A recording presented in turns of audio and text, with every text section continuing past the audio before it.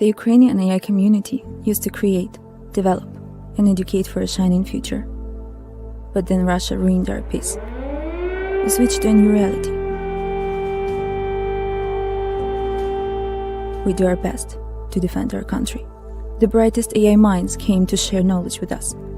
Together, we will build a technological and secure future. Peace in Ukraine equals peace in the world. Support Ukraine. Support the AI community.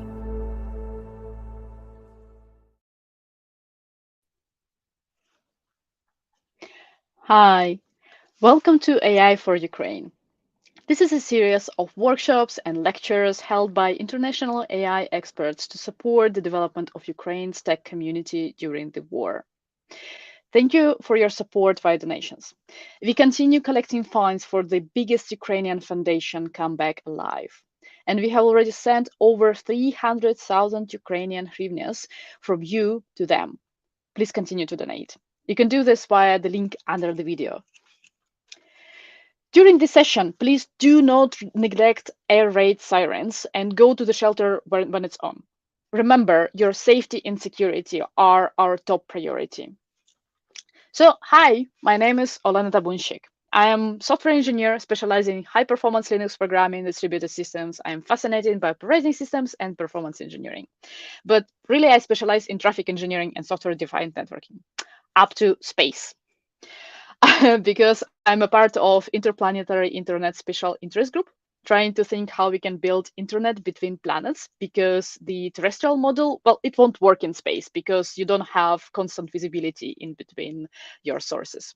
But before you ask what I'm doing here at an AI sim event, well, I proudly call myself an AI enthusiast. I have previously had some academic and commercial exposure to natural language processing and computer vision. And game theory is actually one of my favorites.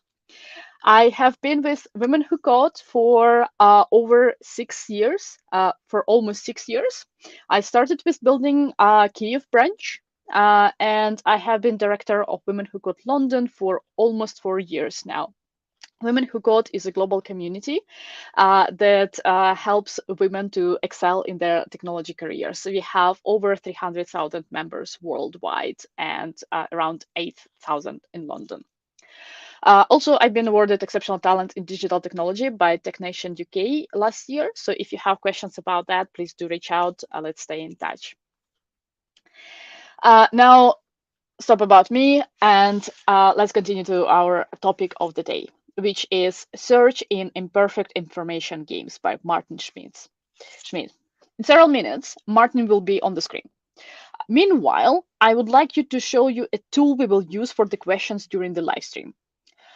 Please open slido.com in your browser and put AI for Ukraine code. Or alternatively, you can scan the QR code, which you can see on the screen, or go via the link under the video, whatever works best for you. So now let's try testing it together. I will start a poll, and please respond and let me know what you think about it. So while you are answering, I am going to invite Martin to the studio, and we'll introduce him. So Martin Schmid is a CEO and co-founder of EquiLibre Technologies. EquiLibre is using game theory and reinforcement learning to build the next generation of algorithmic trading. Martin has Ph.D. in algorithmic game theory. Previously, Martin was a project lead and a senior research scientist at DeepMind, also a project lead and research scientist at IBM even before that. He is also a co-author of DeepStack, the first program to beat professional players in no-limit poker, and player of games. That was the first program to achieve strong performance in perfect and imperfect information games. Please welcome Martin. Hello, can you hear me? Yes, yeah, all good. Hi, Martin. How are you? Excellent, excellent. How about you? Doing well. Well enough. Where are you joining us from, geographically? Oh yeah, I'm just visiting New York, but I'm usually in Prague. That's nice. Like it always amazes me to ask people during such online events where they're joining from. It feels so encouraging to hear how connected we all have become with the introduction of internet. I'm joining from London, but I'm Ukrainian. Um, yeah, so I can see that our attendees are already voting, and the majority seem to have some basic understanding with game theory. Like this is what I would want, some basic understanding.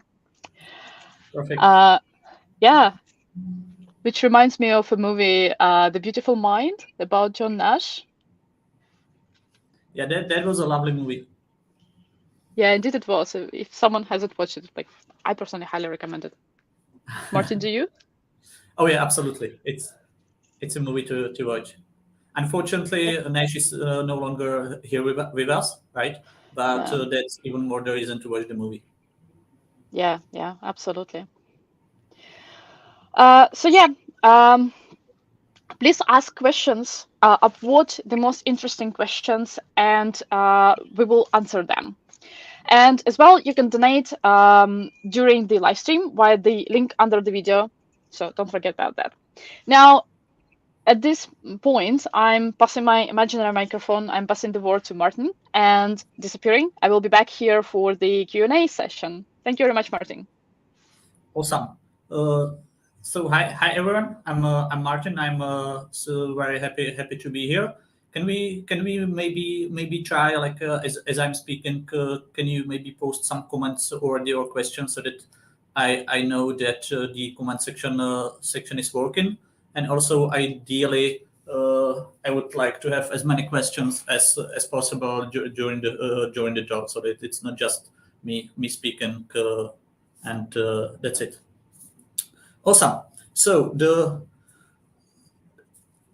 I'm going to tell you something about searching imperfect information games, but it would make little to no sense without some context. So I will give you some very brief introduction to the concepts of game theory, about the solution concepts that we care about, maybe about some limitations of the of some of those algorithms, and that's how we will like slowly motivate the search itself, and then we will look into how to actually properly do search in these imperfect information settings. And I will also tell you something about a player of games, which is a project that we did just before I left DeepMind, which was all about doing search in a general class of games. You are probably very familiar with AlphaZero, and player of games is all about taking the same ideas and making sure that they work in a broader class of games. So let's do it. I still don't see any comments or questions. I'm not sure if it's not working, or if you are struggling with this. So I will keep my eyes on it. So Player of Games, as I alluded to, is a project that we have been working on for quite some time. And the idea is that this really is the first general and sound search algorithm for perfect and imperfect information games. And the reason I explicitly say perfect and imperfect information games is that there are some fundamental differences when it comes down to optimal policies in these games, about the algorithms that allow us to find those optimal policies. There have always been some discrepancies, and we will touch on them. Importantly, when it comes down to search itself, the differences are even more pronounced, and we will see why search is so much harder when it comes down to imperfect information. And in many ways, at the end of the talk, you will see that you can think of player of games as a combination of AlphaZero, Zero, and DeepStack. Perfect. So, but before we get to the search itself, let me start with the setup. So, what are we talking about at all when it comes down to games and solving games or playing games well in general? So, the setup that you often see is something that I call like train and eval paradigm, where you for for quite some time you compute on like large or on many machines. You try to find a good AI, good program, good policy for the game in question. Say that it's chess, and then at the end of the day, you do an evaluation of the agent that hopefully plays chess well, and say you play against the world's best chess player. You play a few games, and then you see who's the best, right? So that's a setup that has been here for quite some time. And again, if you think of Deep Blue in chess, if you think of AlphaGo in Go, if you think about pretty much any man-machine event when it comes down to games, this is the setup, right? You first try to compute some good policy, good strategy in advance, and then you simply run this policy against the opponent. So there's little to no adaptation against the particular opponent that you face. And as we will see, that doesn't really matter when it comes down to the class of games in question. So let's do a final step back, right? So we did a bit step back from search to like what are we even talking about when it comes down to games. We do another step back because in order for us to talk a bit more properly about those strategies, we need to first use some formalism so that we talk about those games properly. And it turns out that when you open any game theory in game theory book, some introduction to game theory, the very first formal model that you will see is something called matrix games, and the best example of a matrix game often given is a rock paper scissors. Now, the fundamental thing about these matrix games is that it's all about simultaneous decision making, which is both players make the action at the same time, which in rock paper scissors is not surprising. Now, it might not be obvious at first why this formalism has anything to do with like imperfect information or game theory, right? Like why we need a different formalism at all if you try to model this class of games in contrast to say games like chess. So first observation is that the imperfect information in this rock paper scissors game comes from the fact that this is simultaneous game. So that is, as I'm making my action, I don't know what the opponent is going to make at the same time, right? Which is very different to say chess, where I exactly know when I'm making my action, I know everything about what can happen in the future and what happened before. So matrix games are the easiest formalism that allow us to introduce some imperfect information. Of course, we will need some stronger formalisms when we want to make actions sequentially. So if you think about games that have both imperfect information and sequential decision making, that is, we make many actions as in chess, yet we need to handle some notion of partial observability, anything that basically allows us not to see everything about the game. That's when the formalism of extensive form games come handy, and you don't have to know anything clearly about this formalism for this talk, other than think of it as game tree-like structure, just as you would have a game tree in chess, except that there is this notion of information states, where you just group together all the states or the game states that are indistinguishable to the player. So as the players make a decision, maybe the player cannot really tell apart whether they are in one or the other state itself. And as a consequence, the states that we group together have to have the same set of action. So that's a standard formalism that you would use to model say poker.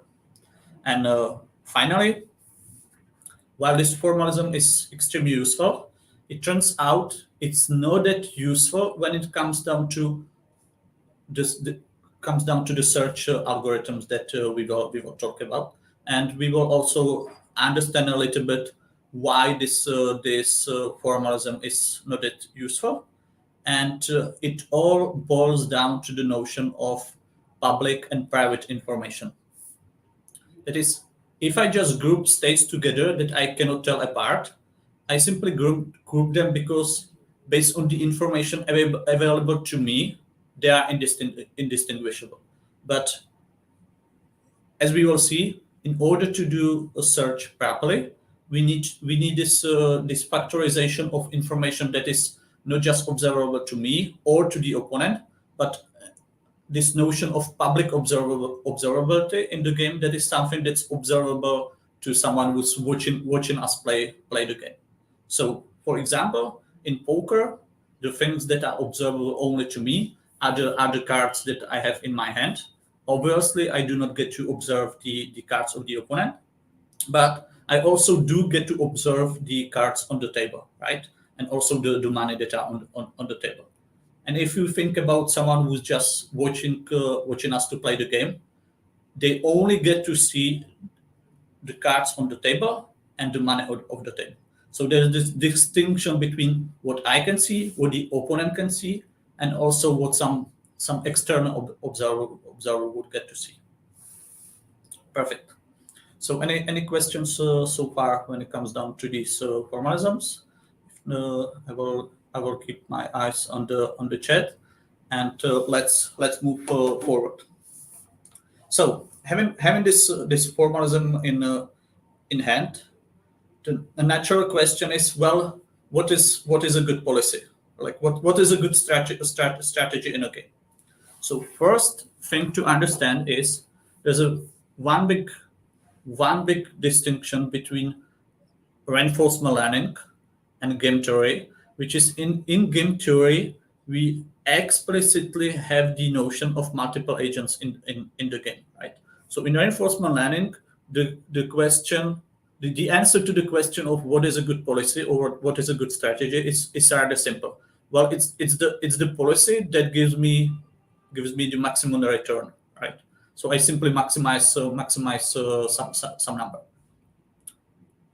In game theory, we typically have multiple agents. So suddenly, the reward that I get to collect in the game or the return is not just a function of my actions, but it also depends on all the actions that other agents in the game are going to do. So suddenly, it's much harder to reason about what is a good strategy and which strategy should I care about. And there's many answers to this, but there are two that I want you to consider. And one answer to this, one solution concept is maximin, and the other one is Nash equilibrium. So the maximin solution concept answers this question by simply considering, well, since I do not know what my opponent is going to do, I will reason about the worst case. So I'm trying to find some policy for me that does well in the worst possible case. That is, even against the opponent, that the only thing the opponent is going to do the worst thing for me possible. So that's why we can frame it in this maximin solution concept. That is, I'm maximizing this minimal possible reward. So it's all about this worst case reasoning. And the other solution concept that I want you to consider is this solution concept of Nash equilibria. And unlike the worst case reasoning of maximin, Nash equilibria is all about making sure that everyone is happy in the game. That is, it's a strategy for all the players in the game, where none of the players is going to do any better simply by deviating from the strategy that they have right now. And fundamentally, this sounds very different, right? The motivation and also these two concepts sound very different. And indeed, in general, they are. So if we were just to define this worst case reasoning, this maximum policy, it's simply this max-min formulation that you would easily Google. The same goes for Nash equilibria. We can simply formalize what I just said. We can formalize that it's like strategy for all the players where none of the players want to deviate. So that's just the formalization of what we just described. And not only that these solution concepts are in general different, they unfortunately don't have that nice guarantees when it comes down to general games. So, okay, yes, perfect. So if you consider a very general class of games where those solution concepts do exist, it doesn't really tell you that much when it comes down. Okay, well, it's nice that this say Nash equilibria exist. That doesn't mean I want to play it. It doesn't have nice guarantees, and the motivation is not that great. Fortunately, there's this very cool and fundamental result, which is if we only consider games where we have two players and these games are strictly competitive, that is, whenever I lose, the opponent wins and vice versa.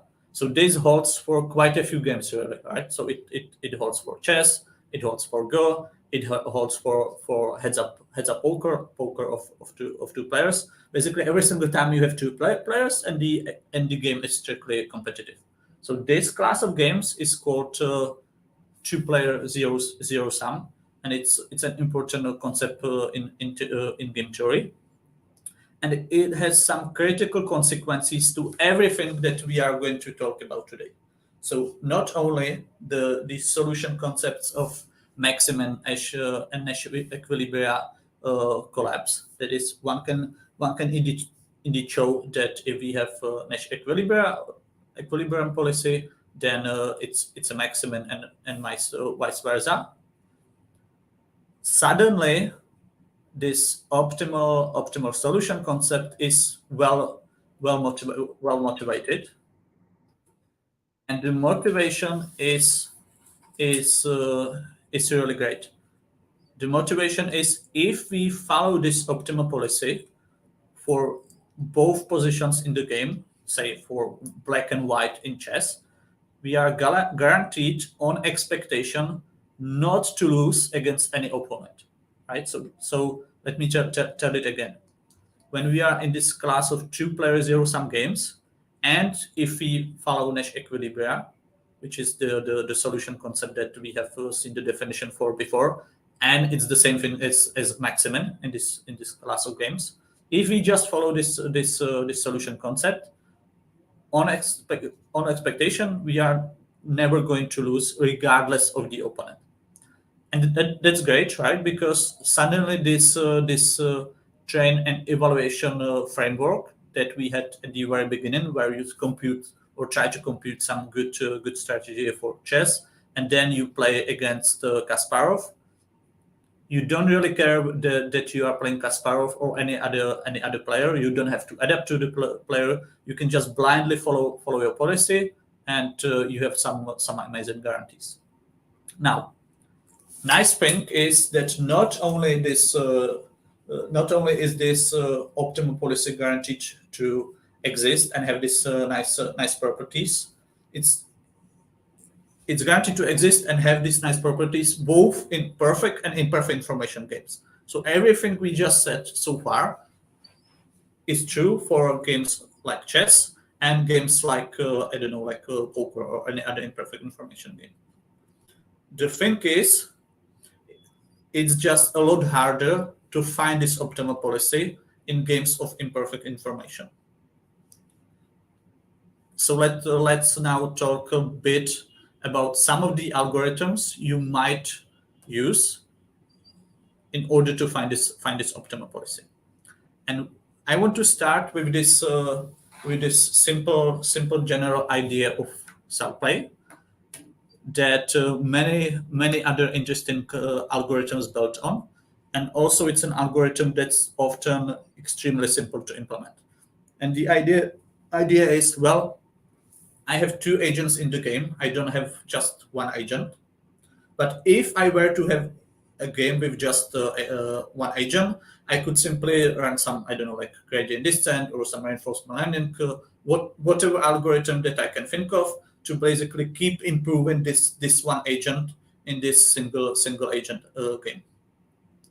And I'm going to do exactly that. I'm going to like improve two agents independently against each other by simply say fixing one agent at the same time, right? So I fix one agent, suddenly the agent is no longer like agent in the game that can adapt or anything. The agent just becomes part of the environment, and then I can like improve one agent.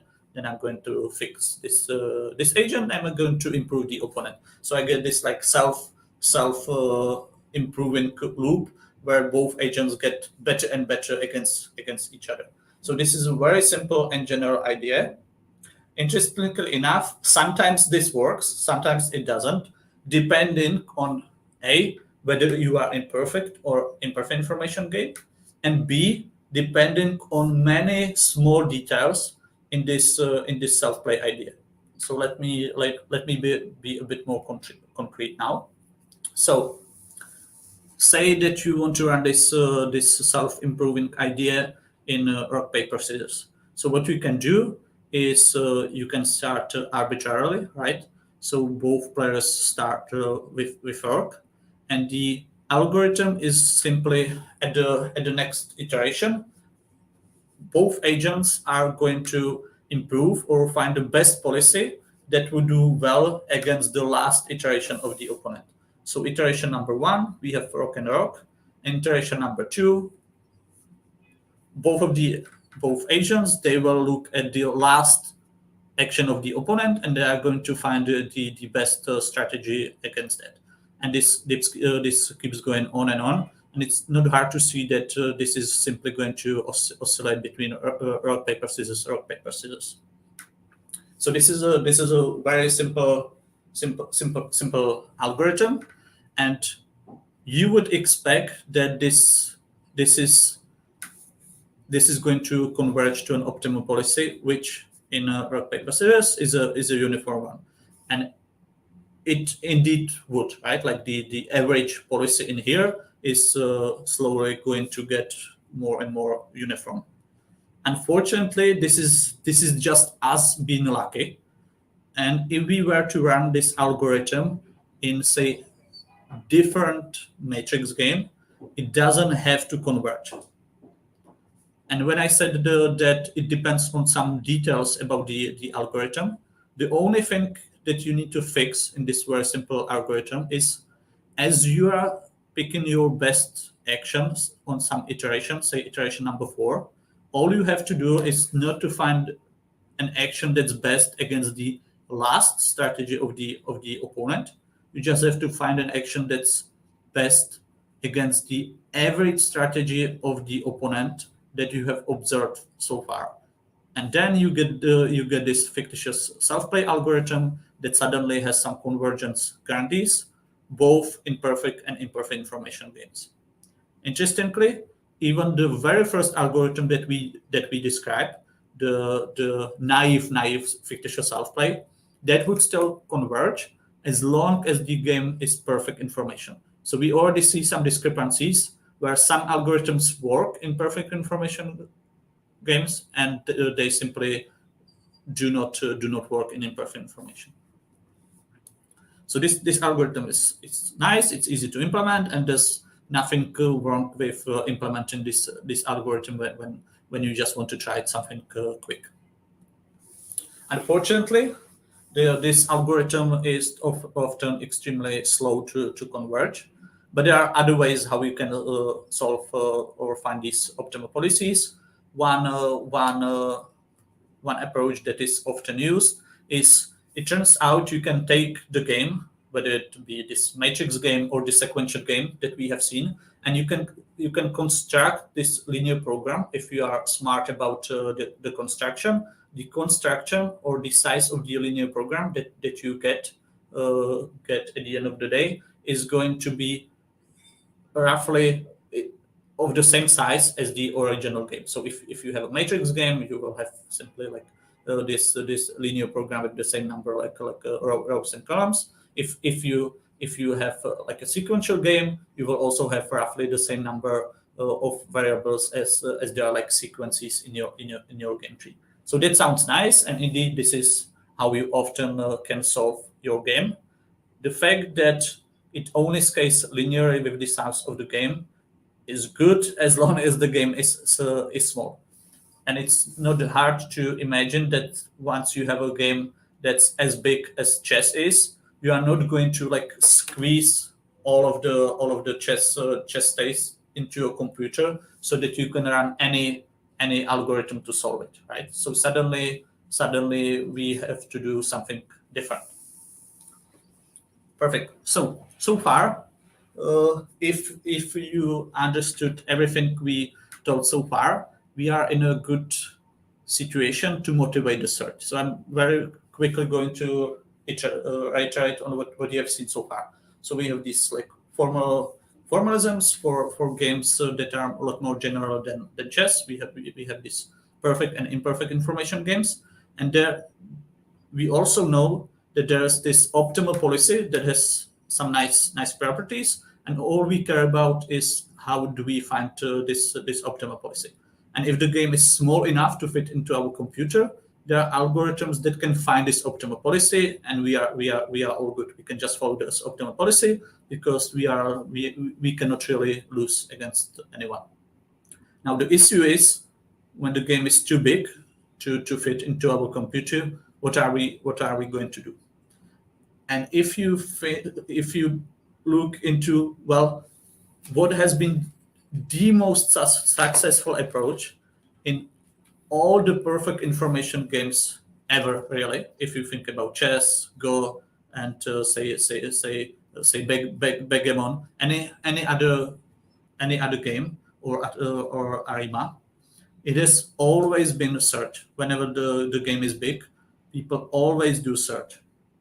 So let's first look into what search really is, so that we can try to generalize it together into imperfect information games. So we will understand roughly what search does, then we will understand what are the issues of search in imperfect information games, and then we will a little bit understand how we can fix it, but we are not going to go into details of that.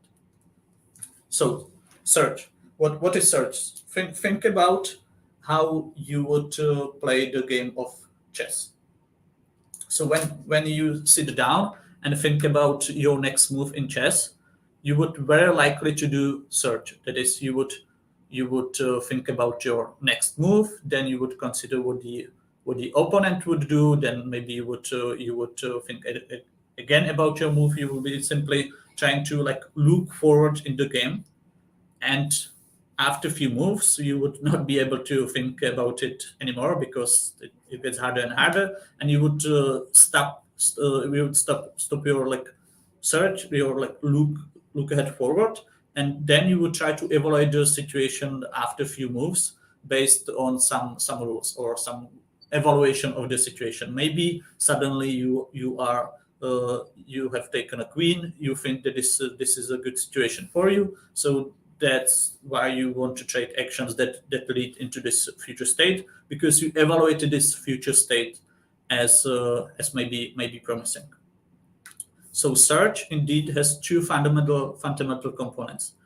The fact that we are able to reason locally about the current situation, right?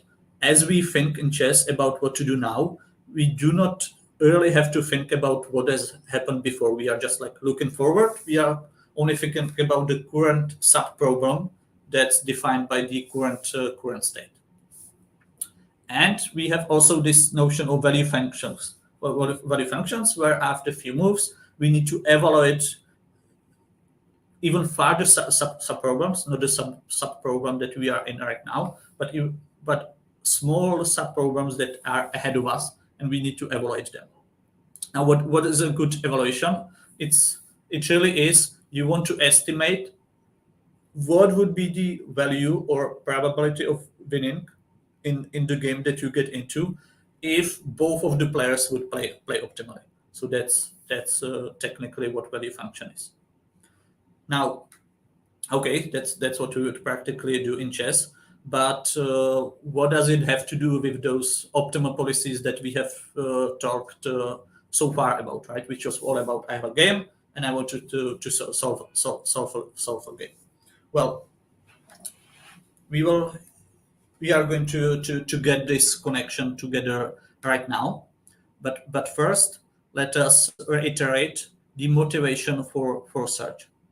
So not only we cannot really solve the big game, search also allows us to focus all of the compute that we have available to basically think only about the situation that we care about, rather than trying to find an optimal policy for all the possible states in a game, which is exactly what the prior approach that we had before was all about, right? We had a game, we would solve the game, which is we would need to find how would you play in all the states of in all of the states of the game, regardless of us reaching that state of the game. And search only thinks about the states that we have observed. So this is nice, right? But really the thing that matters is, does it work? And as we said, in perfect information games, search has been the thing that has always worked the best. So that sounds like a good enough motivation to me. So coming back to the question I just asked, how does it relate to the optimal policies that we had in the beginning of the talk at all? So if you think about it, at the end of the search, we still produce some strategy or an action for the state that we thought about. So if you look at the last figure on the right, the resultant policy. So as we play the game, I can simply write down my strategy or my action in all of the states I have visited during this particular game. And if I were to do it for all of the states I could ever visit in a game and simply write it down, that's in a sense my resultant policy. That's how I should reason about the policy. If I were to compute, is the policy optimal, or is it Nash equilibria? Is it far from Nash equilibria? Like how good of a policy my search produces? I would technically have to run it on all of the states and then look at the resultant policy. Now, if we understand that, if so far we are on the same page, let me now show you another discrepancy between perfect and imperfect information games. We have already seen one discrepancy that had nothing to do with search. It had just to do with the fact how hard is it to find optimal policies. When it comes down to search, there's this big issue because of this issue for many years, people actually thought that it's almost impossible to design sound search algorithms for imperfect information games, and that's the following property. So say you have some optimal policy A, which is the policy on the left, the white circles, and you have some other optimal policy in the middle, the dark circles. In perfect information games, it doesn't really matter how are you going to mix between those optimal policies. You can pick one Nash equilibria in one state, play according to different Nash equilibria in other state, and you are still guaranteed to play optimally. So that's great. And one way to think about this, if you are a really good chess player, you can leave in the middle of the game some other really good chess player that maybe you never talk to this person, you don't really know him, but the person is able to finish the game for you as long as both of you are good chess players. And that's surprisingly not the case in imperfect information games. That is combining two optimal policies together, like picking the one policy, one equilibrium in one state, different equilibrium in different state, that suddenly can produce very bad policies. It doesn't have to be in equilibrium. It can pretty much play arbitrarily bad. And it's important to understand why it makes search so much harder, because search was all about reasoning a state in isolation, right? Like I thought about the state and I try to produce a good policy in that state in isolation without thinking about how I would play in all of the other states in the game. So I'm basically not coordinating which optimal policy I'm going to pick in one state and the other one, because I'm going to run a different search in different state. So suddenly this sounds really hard, almost impossible. How can I do search if even this simple thing where combining two optimal policies doesn't result in optimal policy? So let's now try to give us few more examples about what are some other issues in search imperfect information and how we can go about it. So, as we said when we described the search itself, search was all about this notion of decomposition to small subproblems and this notion of value functions. So both of these things we need to generalize in order to talk about it properly for imperfect information games. So first, let me try to explain how we need to generalize the notion of a subgame in imperfect information games. So for perfect information games, it's rather simple. You just have this state, say state in chess, this board position in chess, and subgame is just simply a subtree that's rooted in this state. So I just take a subtree and that's it. I have a subgame. In imperfect information, this is a lot more tricky, because if you remember when we talk about those extensive form games, not only we had those states or this tree, we also had this notion on information sets or information states that connected together some states that were indistinguishable to an agent.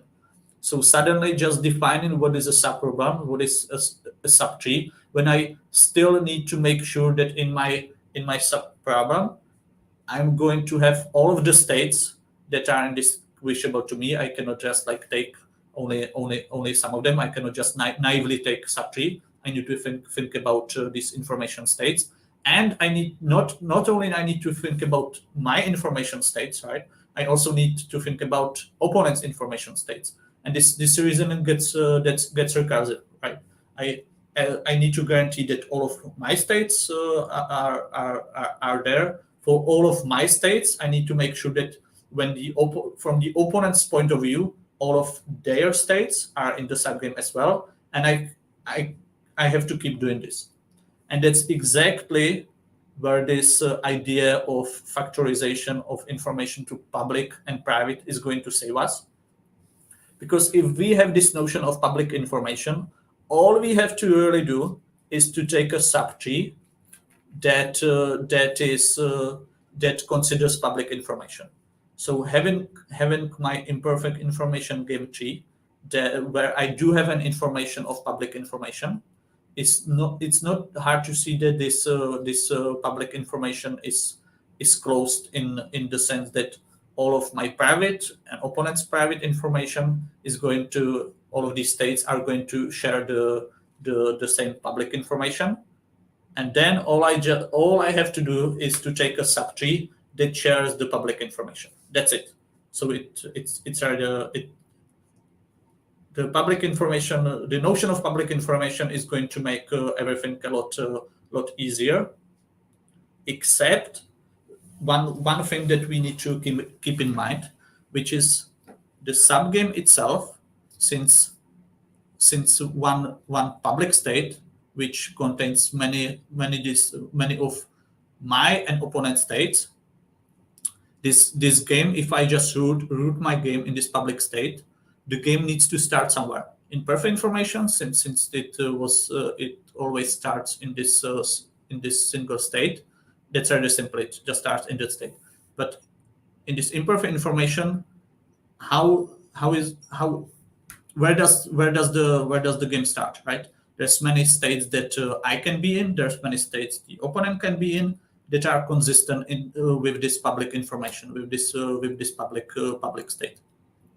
So we also need this this notion of distribution over the underlying states of the game. So distribution over all of the possible states of me and all of the possible states of the opponent.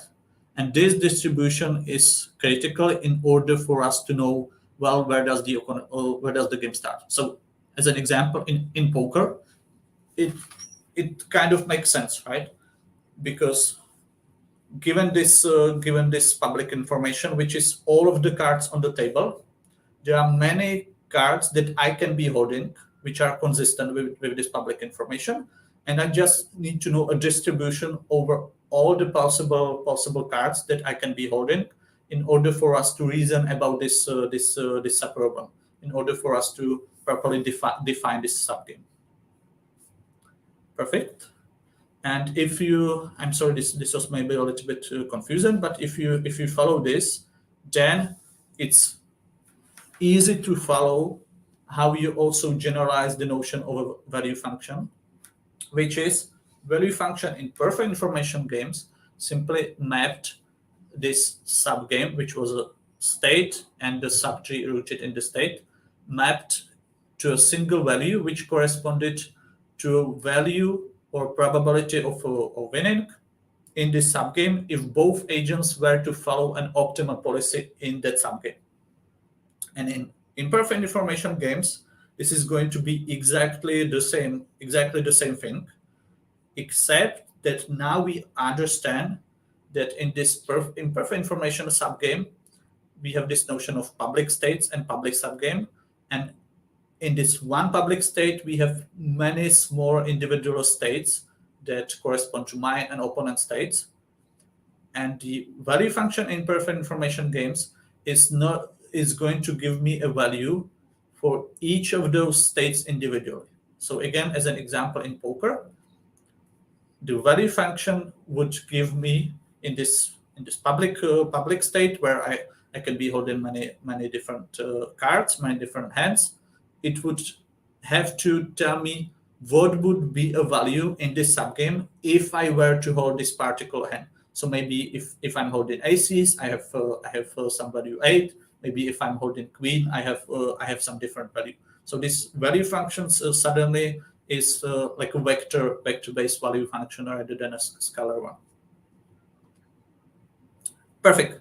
So, and that's really it. You just have to generalize these two things, and then you just have to be careful about how to combine these things together, how you are going to use this value function in order to do the search properly, and how you to combine these things into this big algorithm. So I'm going to tell you how we did that in player of games, and then we will finish with some numbers, some results. That is, well, how well does this algorithm play poker, chess, and other games? So not surprisingly, the value function that we have used was implemented through neural networks, and this figure just tries to show you, well, these neural networks need to output this vector that we just discussed rather than a single value. So let's dive into some details of the resulting algorithm. So having this or any search algorithm, there's always two parts, right? Which we had at the very beginning. Really, we have this notion of train and evaluation. So let's first talk about the evaluation, which is how does the search work once we've already finished our big training? How does it really play? So during the inference, the thing to understand is that the way we use our value functions in the search is that we cannot really use a search algorithm for perfect information games. The same way, if when we had this example of this, say, self-play algorithms that converged in perfect information games, this like best responding algorithm, that algorithm doesn't work in imperfect information games. That's also the case for some search algorithms for imperfect information games. So if you were to take Monte Carlo tree search and just try to run it in imperfect information games, first you would realize, well, how do I even run it? Like, some things are not like even trivial to think about. What do I do? But once you fix it, you can run it, but it's not going to produce a strategy that is good. So you still have to be careful about what search-like algorithm you are going to use. And the algorithm that we have opted for is this hybrid of Monte Carlo tree search and counterfactual regret minimization. I'm not going to go into too much of the details. The only thing I want you to understand is that counterfactual regret minimization is some algorithm that is useful for this offline solving procedure, like similar to linear programming. It's algorithm that, given a game, it can iteratively find an optimal policy in a game. And the way we've combined it with Monte Carlo tree search is we basically alternate between two phases. One, where we use Monte Carlo tree search to expand our search tree, that is, look more and more forward. And then we run counterfactual regret minimization that's going to slowly improve the policy within this expanded tree. And that results in the algorithm that we have opted for in player of games, but maybe, or not just maybe, but you can definitely think of other search algorithms that you could use, as long as you are careful about some guarantees. Okay, perfect. This is how you would do the search if someone were to give you a value function that is good. But where do I get a good value function in the first place? And that's where we come back again to this beautiful idea of self-play, something that AlphaZero really made a huge progress in, which is the way AlphaZero trained its value function is exactly through the self-play process. So AlphaZero, when it's trained, when you get to an evaluation, it works similar to what we just discussed, right? It does some Monte Carlo tree search, and it uses a value function at the end of your search. But the way it learns this value function to be good value function is through self-play. So it starts with a pretty much random network. So initially, the search is going to use a random network, so it's not going to play really good chess, right?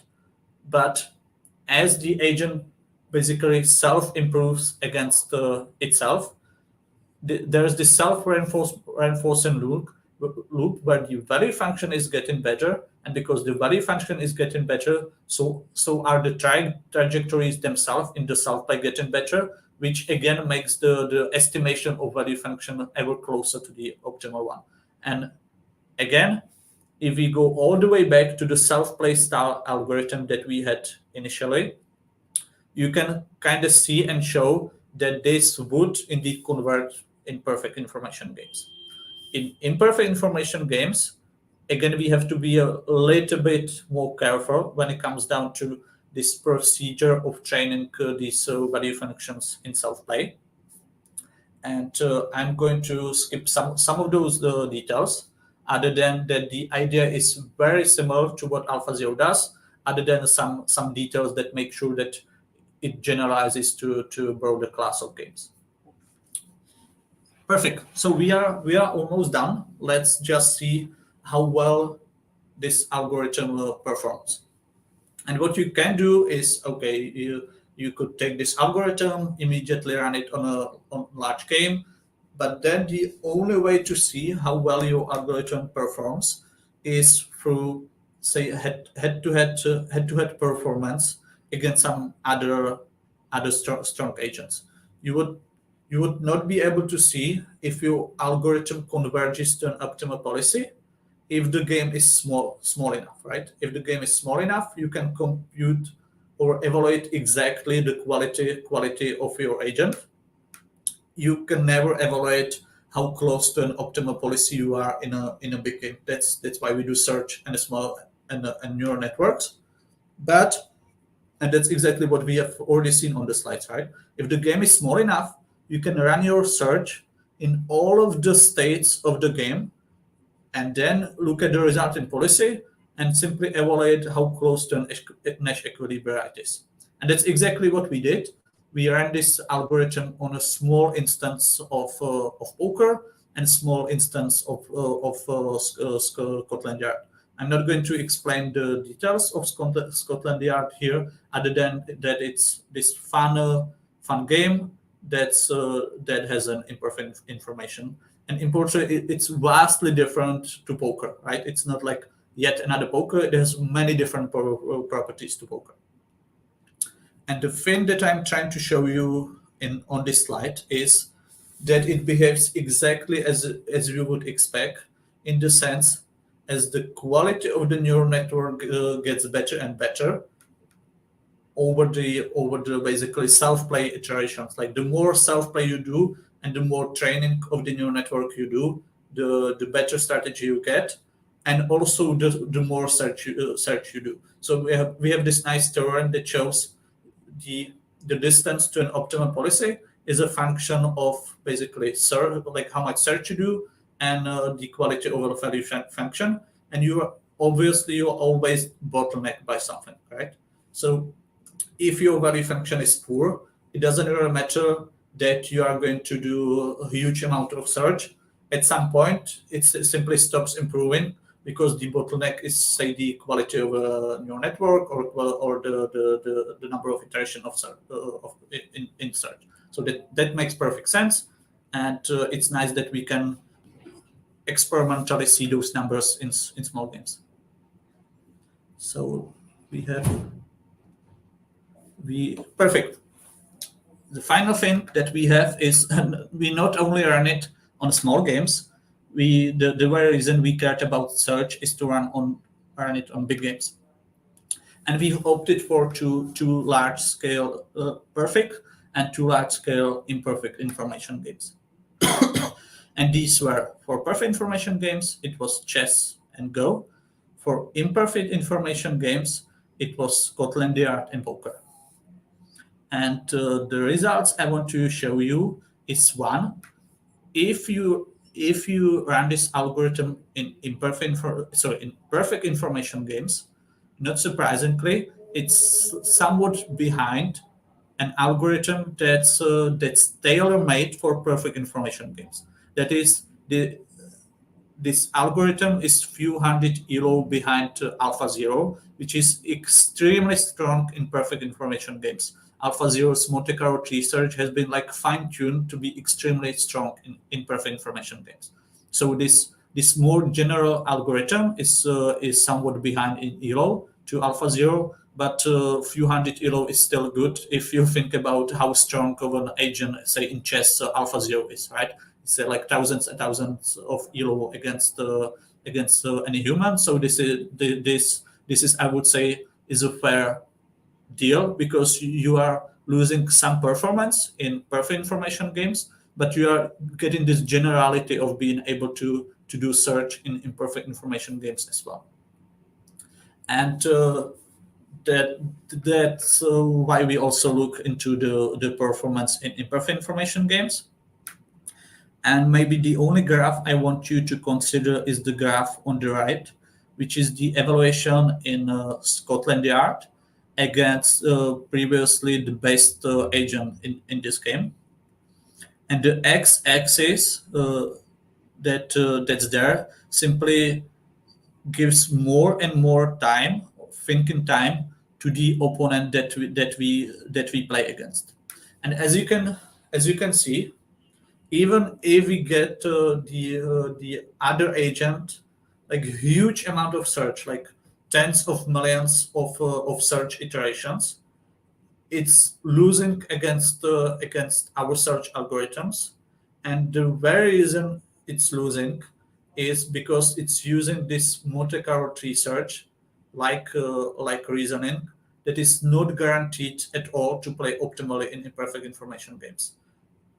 And the reason the previously state-of-the-art algorithm used this method is rather simple, right? The game is too big to do anything else really other than search, and there was no other algorithm how to do search probably. So they just needed to do something. So they used something that works in perfect information games, but has zero guarantees here.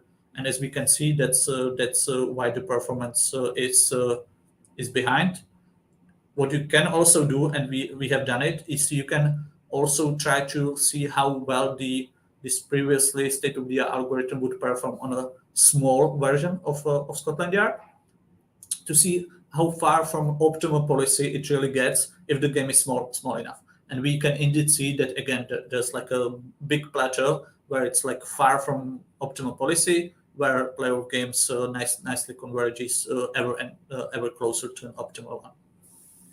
Perfect. So that's all for me. I think I have a really good timing, almost exactly an hour. So yeah. Yeah, thank you very much, Martin. That was a really insightful session. So we have some questions from the audience. So the first question is from Dmitro, that says, in GT we consider that opponent is optimal, but in real life we will deal with imperfect opponents. Doesn't this make our best policy fragile for imperfect opponent? Yes, so this is an excellent question.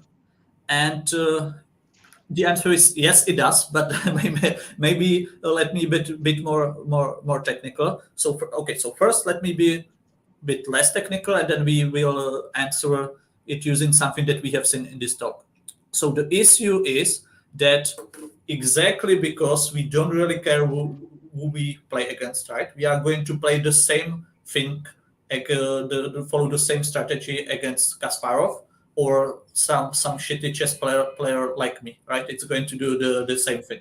So this notion of Nash equilibria is not necessarily going to use or punish optimally any mistakes or like weak play of the opponent. And we have seen that Nash equilibria and minimax are the same thing in here, right? So that's really why, right? We really are a following policy that's trying to like think about, well, how to do the best thing against the worst possible opponent, which is say Kasparov, right? Which doesn't mean it's going to like win as much as possible against someone who's suboptimal. Okay, thank you. I hope that answers your question, Dmitro. So next question from Anonymous. If game theory and reinforcement learning are different, what about AlphaGo? Does it use reinforcement learning to play game or some game theory algorithms?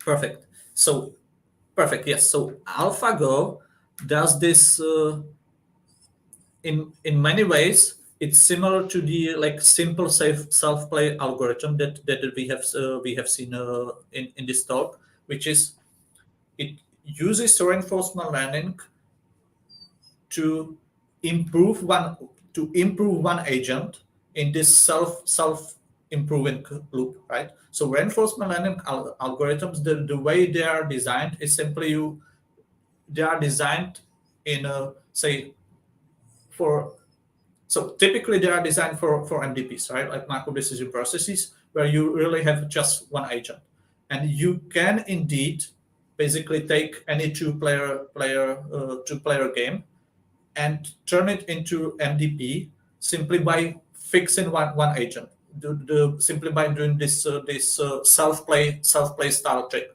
And then you can use reinforcement learning to improve one agent, the other to improve the other agent, and then you can indeed use reinforcement learning within this self improving idea of self play. And if the game is a game of perfect information, then it indeed converges. And it converges because our naive self-play that we have seen today, right? It's like naive thing where I simply, well, let me pick the best action against the last action of the opponent. That naive algorithm indeed converge in perfect information games. So reinforcement learning in here is simply trying to approximate this, well, what would be my best action? I see. Okay, I assume the second question is a follow-up question from the same person. Would it help if reinforcement learning would use game theory algorithms? Meaning, does it make reinforcement learning better? So yes.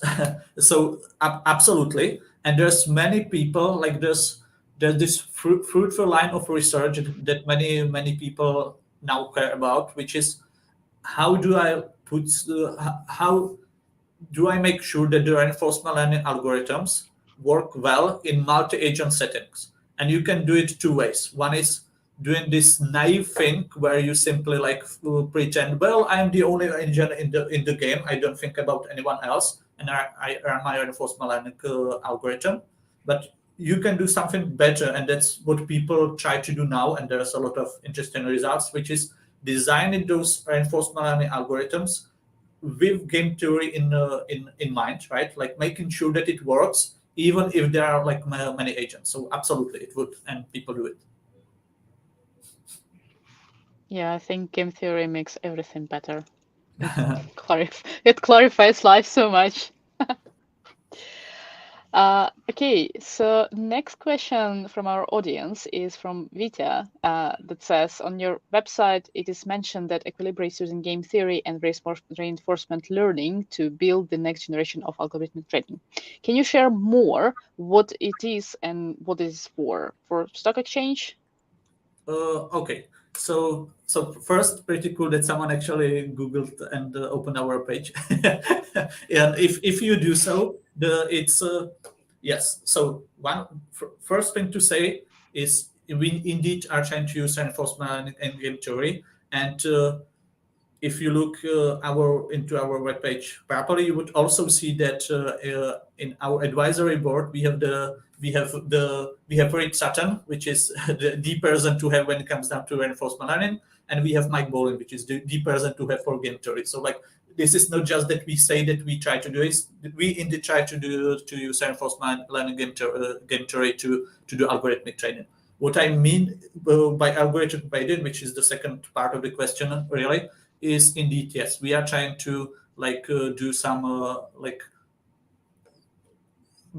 I'm not going to go into too much of a detail. Let me just say that we try to be in this like somewhat over high frequency trading, and we try to use those like self learning algorithms that try to find like winning strategies using those like reinforcement or self learning style methods to find a good policies when it comes down to trading like stock or anything, rather than like designing those strategies in any different way, right? We want our agents to find a good strategy. Okay, thank you. Okay, next question is from Halina, who's asking whom you can recommend to start with game theory. So I'm not sure I fully understand the question. Is it like if you want to like find some good videos online, or if you're like looking for like a supervisor to like join at the university? I would, yeah, it would be nice to maybe. If I were to speculate, I would assume just like what resources would you recommend? Might be video lectures or books. I see. Yes, I would expect there are some nice Coursera courses.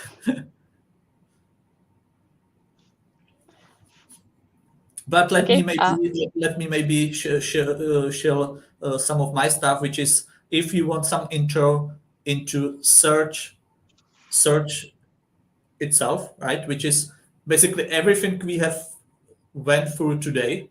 If you want a longer version of it, you can simply Google my thesis. I think that's the, if you care about search, I think that's really the only like single book that tells all of the story that we have seen together, except that it's a lot longer.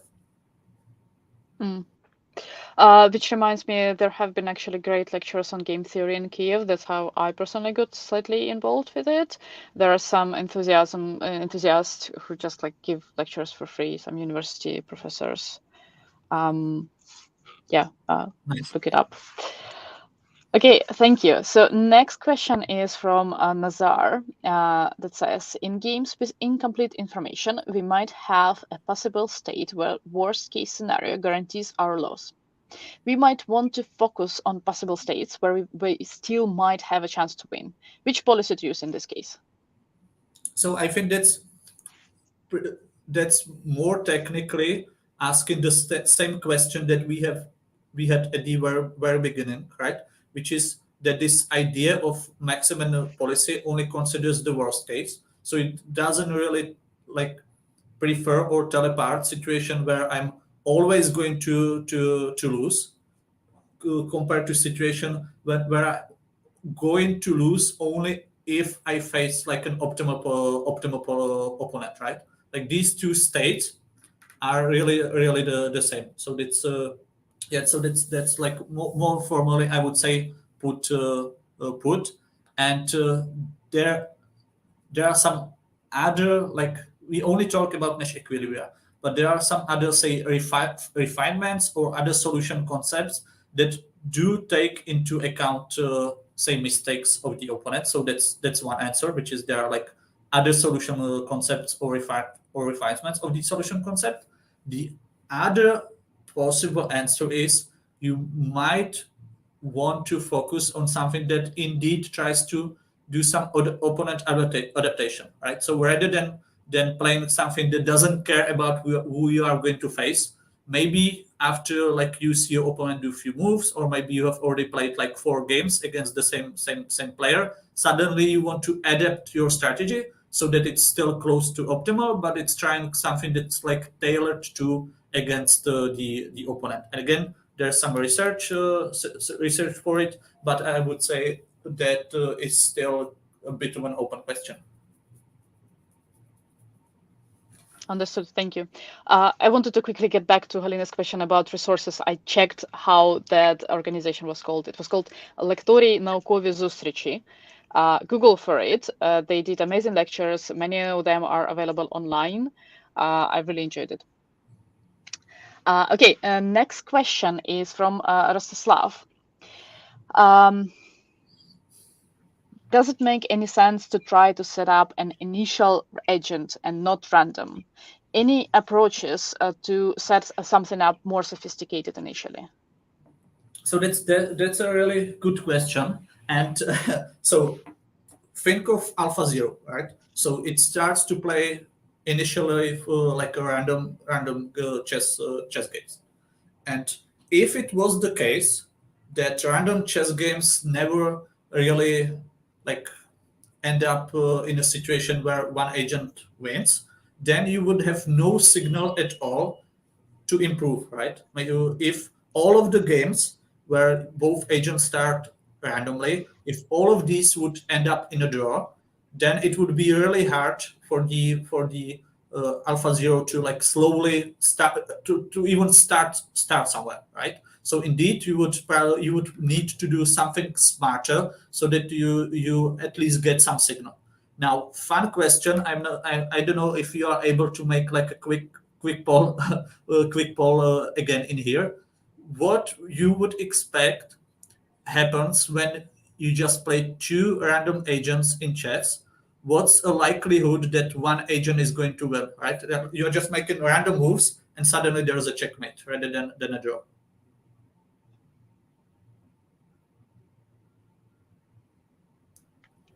Okay, thank you. So it looks like the next questions are not questions.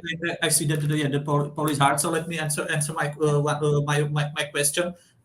I was very surprised, but because I expected that it's almost always going to be a draw, but you should Google it. But I believe it's like more than 8% or something surprisingly high, right? So that's why one is lucky in chess, where you can indeed start with like a uniform strategy. But if it wasn't the case, that yes, you would probably need something smarter. Sorry, go on. No, that's okay. Thank you very much. Sorry for interrupting you. I believe we don't have any more questions. Those are more spoilers for me to thank you for this session. So do we have any more questions? 1, 2, 3. Sold. Okay, I assume we don't have any more questions.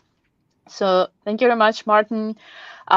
We wish you all the best in your work, and like have amazing rest of the week.